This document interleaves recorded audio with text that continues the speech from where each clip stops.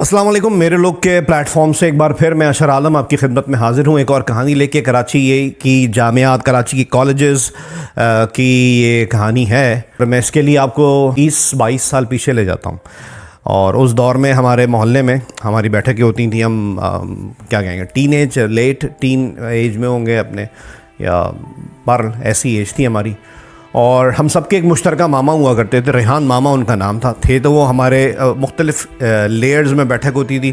हमारी बैठक थी, फिर हमसे बड़े लड़कों की बैठक थी।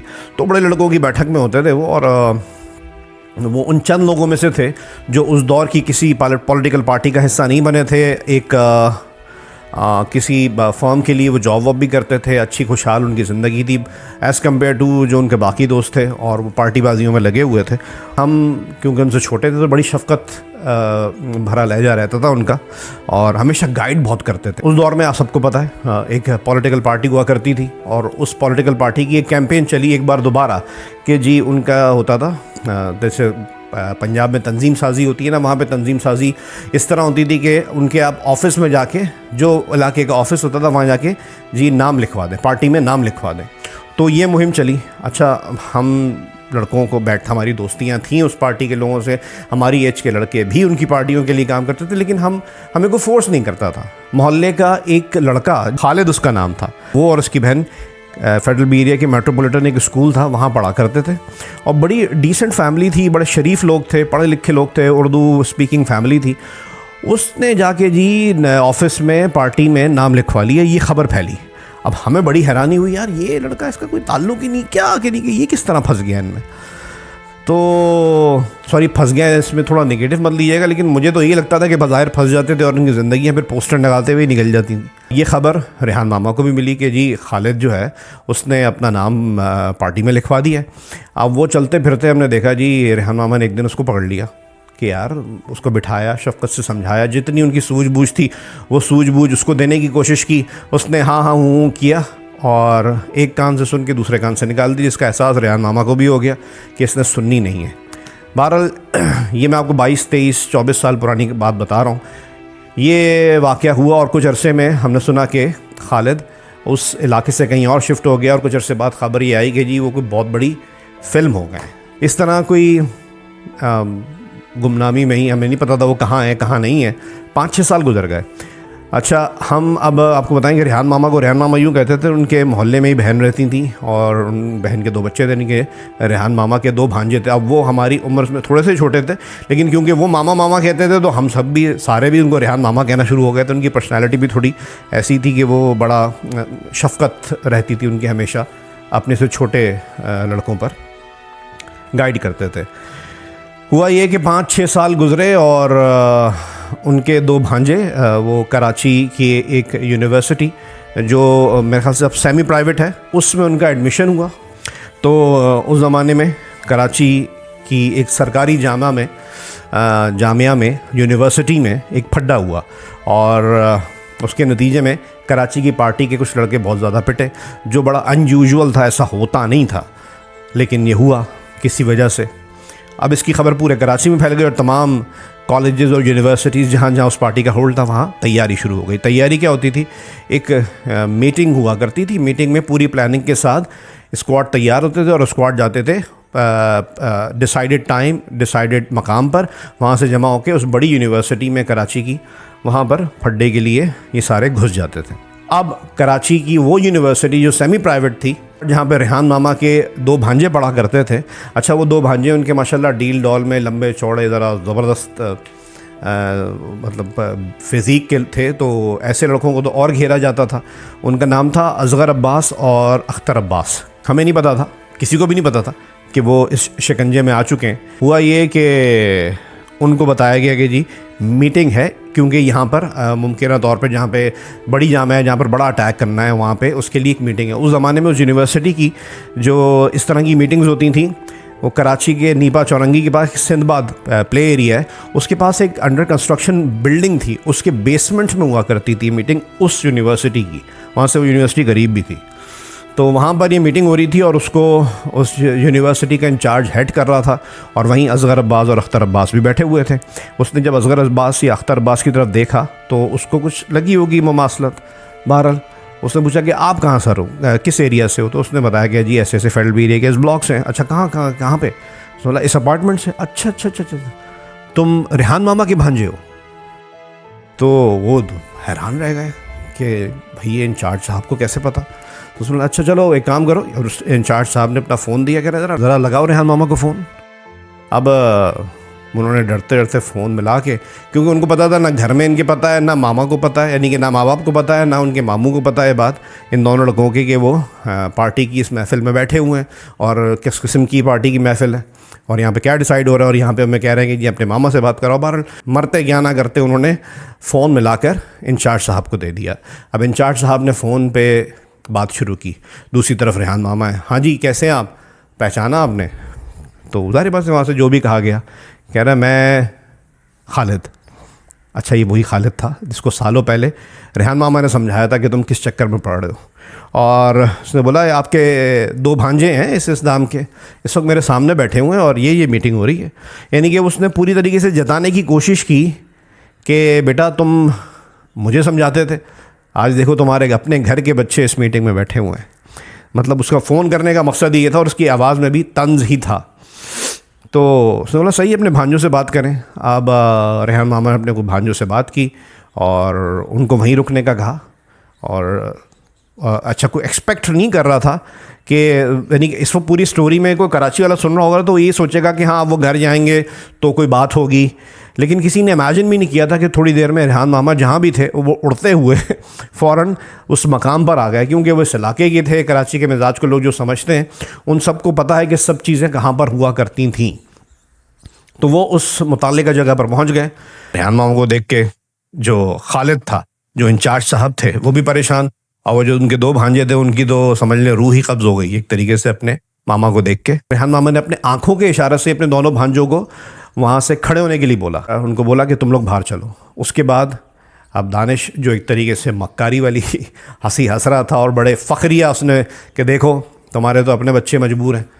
उसने बोला कि कैसे आप बैठे चाय वाय पिएँ? तो रेहान मामा ने बोला कि नहीं यार तुम्हारा बहुत शुक्रिया कि तुमने मुझे वक्त पे फ़ोन कर दिया। अब रेहान मामा मुस्कुरा रहे थे और जो खालिद साहब थे वो शर्मिंदा हो रहे थे। ये कहकर वो अपने दोनों भांजों को लेके वहाँ से निकल गए। अब मैं या कोई भी शख्स ये चीज़ देख रहा हो तो ये समझेगा कि घर जाएंगे माँ बाप को बताएंगे, माँ बाप अलग कूटेंगे, फिर रेहान मामा अलग कूटेंगे, फिर अगले दिन से इनके ऊपर सर्वेलेंस शुरू हो जाएगी कहाँ जाते हैं कहाँ नहीं जाते। लेकिन रेहान मामा ने अपनी बहन के घर जाने के बजाय उन दोनों भांजों को अपने घर ले आए और सारी बात पूछी। तो उन्होंने कुछ यूँ बताया कि भाई हम जिस दिन से एडमिशन हुआ है हमारा यूनिवर्सिटी में, हमें कुछ चीज़ें बताई गई कि ये टीचर्स हैं, ये भी हमारे लोग हैं, ये भी एडमिशन सेंटर में भी हमारे लोग हैं, जहाँ फ़ी जमा होती है वहाँ पे भी हमारे लोग हैं, ये भी हमारे लोग हैं। तो उस हज़ारों स्टूडेंट्स की यूनिवर्सिटी में बता दिया गया कि लाखों लोग हमारे हैं जहाँ स्टूडेंट ही हज़ारों होंगे। तो जो रेहान मामा ने चीज़ बताई, उनका कहने का मकसद था कि उनके भांजों को दिमाग बना दिया गया था कि यहाँ पे अगर चलना है तो हमारे साथ रहना है, अदरवाइज़ तुम लोग सर्वाइव नहीं कर सकोगे। अच्छा यहाँ एक चीज़ और बता दूँ कि रेहान मामा और इनके जो दोनों भांजे थे ये असल में बेसिकली पंजाबी फैमिली थी और थोड़ा सा ये लोग वैसे ही दब जाते थे उस दौर में कराची में कि पठान है पंजाबी फैमिली है कि ऐसे इलाकों में वो थोड़ा दबके ही रहते थे। फिर ऐसे माहौल में उनको सरवाइव करना होता था इस तरीके से कि इनके साथ हाथ मिलाकर चलना है। तो वो उसी चीज़ के ज़रिए असर आ गया कि नहीं यार ये इस तरह रहेंगे तो चल सकते हैं, अदरवाइज़ नहीं चल सकते। तो उन्होंने बोला असल तुम्हारा अभी मसला क्या? कह रहे हैं वो एक हमारे एग्ज़ाम्स होने वाले हैं, हमने तो आने से मना कर दिया था लेकिन हमें बताया गया कि अगर आप अटेंड नहीं करेंगे तो आप फ़लाने एग्ज़ाम में पास भी नहीं हो सकते। क्यों? क्योंकि टीचर भी हमारे हैं, हमारी ज़बान के हैं।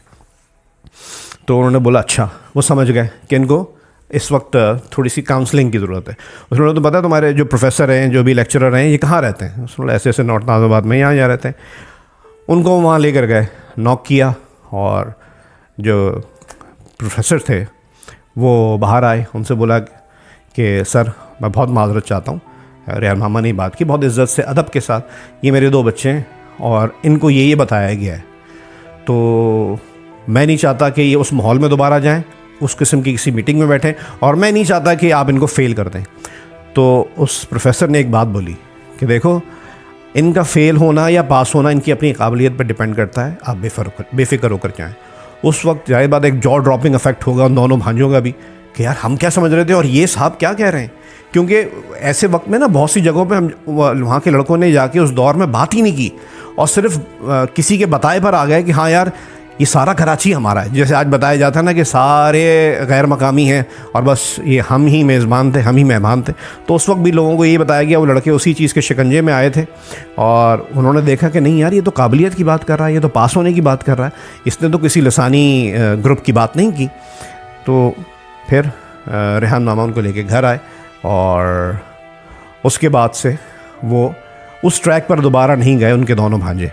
और मुझे नहीं पता उस एग्ज़ाम में पास हुए नहीं हुए, बहरहाल कुछ सालों बाद वहाँ से पास आउट होने के बाद वो लोग मज़ीद पढ़ाई के लिए तो नहीं, मेरे ख्याल से मुलाजमत के लिए यूके चले गए थे। अब इस पूरी कहानी को सुनाने का मकसद ये है कि गाहे बगाहे कुछ लोगों को ड्राई क्लीन करके नई जनरेशन को ब्रेन वॉश करके दोबारा पेश किया जाता है कि ये लोग हमारे हीरोज़ हैं। आप एक चीज़ दिमाग में रखें कि अगर उस दिन वो लड़के उस मीटिंग में बैठे रहते, रेजिस्ट करते अपने ख़ानदान को, अपनी फैमिली को कि नहीं हमारे लिए ये चीज़ ज़रूरी है, तो हो सकता है उनमें से कोई सहन में पड़ा होता, उसकी नाक में रुइयाँ डली होती, हो सकता है कि वो बच जाता। तो मैंने कराची में बहुत से लोगों का ऐसा हाल देखा है कि वो बहुत बुरे हालात हैं, खाने के लाले पड़ गए, क्योंकि असल वक्त जो था, जो कमाने का था, जो पढ़ने का था, जो कोई हुनर सीखने का था, वो तो एक सियासी एजेंडे में उन्होंने लगा दिया, लसानियत का शिकार हो गए, सिर्फ नफ़रत सीखी, तो ख़ुद तो ग्रो ही नहीं कर पाए। जब वक्त आया कि जी अब शादियां करें, हम आगे बढ़ें, तो उनके लिए ना वसाइल थे, ना उनकी अपनी पर्सनैलिटी में ऐसी कोई चीज़ थी कि उनको कोई अपनी बेटी दे सके। तो बहुत अच्छा फ़ैसला किया कि उन्होंने अपने बड़ों की सुनी, और बड़े भी अच्छे कि उन्होंने मार पीट से नहीं, उनको तदब्बुर से सिखाया, उनको शऊर दिया कि ऐसा नहीं है बेटा, ऐसा है। हर वक्त यहाँ कोई गैंग वॉर नहीं चली और हर बंदा गैंग का हिस्सा नहीं है। इस पूरी कहानी को सुनाने का मकसद ये है कि अभी भी हम उलझनों का शिकार है, स्पेशली कराची वाले, कि कोई एक पार्टी है जो हमारी फलाह का मकसद है, जो हमें फलाह दिलवाएगी, जो हमारी बका की ज़िम्मेदार है, हमारी बका की गारंटी है, वही इस पार्टी है। अब नए मॉडल में कोई किसी पार्टी को सपोर्ट कर रहा है, कोई किसी पार्टी को सपोर्ट कर रहा है। तो आप स्पेशली यूथ के लिए मैं कहानी सुनाई है कि भाई आप अपना वक्त इन चीज़ों में प्लीज़ ज़ाया ना करें। कराची में बिल्कुल नॉन प्रोडक्टिव पॉलिटिक्स होती है, कोई उसका लेना देना नहीं है आपकी अपनी ज़ात की ग्रोथ से, किसी ज़बान की ग्रोथ से, आपके शहर की ग्रोथ से। ये सिर्फ़ एक नफ़रत की सियासत है। इस चीज़ को इग्नोर कीजिए। जो प्रोडक्टिव है, जो कंस्ट्रक्टिव है, उसी चीज़ को लेके आगे बढ़िए, एक दूसरे की मदद कीजिए, कतई नज़र इससे कि किसका क्या रंग है, क्या ज़बान है। सिंधी महाजर भाई भाई, सिंधी पठान भाई भाई, महाजर पठान भाई भाई, ये नारा लगाएंगे तो फिर चल जाएगा। लेकिन हम यहाँ के मेज़बान थे, तुम मेहमान थे, हम मेहमान थे, तुम गैर मकामी थे, ये बकवास सोच है। इस चीज़ से प्लीज़ निकल आएँ। आप वो सियासत करें जो आपके शहर की तरक्की की सियासत हो। जैसे मैं लाहौर में देखता हूँ, लोग डिफेंड नहीं करते अगर कुछ गलत हो जाता है, सिर्फ इसकी बुनियाद पर नहीं कि ये पंजाबी है तो ये हमारे शहर की ऐसी की तैसी करते हैं, हमारी गलियों की रेड़ लगा दे, कुछ काम करे ना करे, नहीं ये पंजाबी है तो ये हमारा है। ऐसा नहीं करते लाहौरी है। उम्मीद है मुझे KPK में भी ऐसे ही होता होगा। बलूचिस्तान का तो खैर एक डिफरेंट स्टोरी है, लेकिन कराची वालों से मैं कहूँगा कि प्लीज़ इस किस्म की सियासत से निकल आएँ, क्योंकि सालों पहले आपने किसी बड़े से पूछिए, ऐसी सियासत हुई है और ऐसी सियासत का हिस्सा बनने वाली हमारी यूथ थी, जो ज़रखेज़ जहन थे, वो कहीं के नहीं रहे।